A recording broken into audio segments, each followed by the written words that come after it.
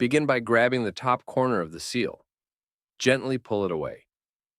It will detach from a plastic channel that runs along the door. This process does not damage or affect the seal. It allows you to reattach it afterward without issue. When removing the seal, make sure to pull it from the corner. It should come out easily without much force.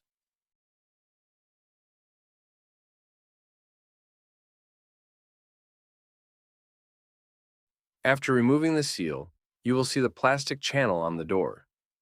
If it's dirty, clean it.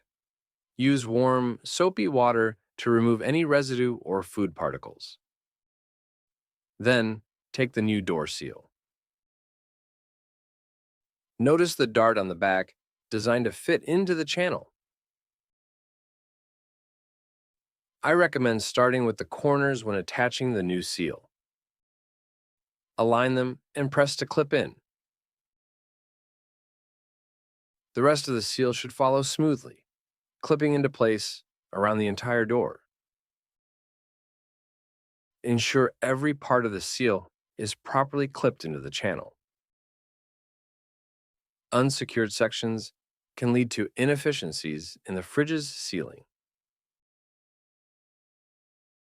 If there are any small gaps in the seal after installation, don't worry. Use a hairdryer to gently heat the area.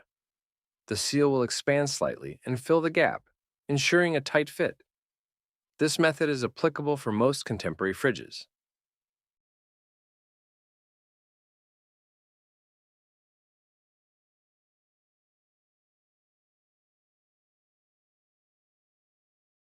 Thank you for watching. Please like and subscribe for more useful videos.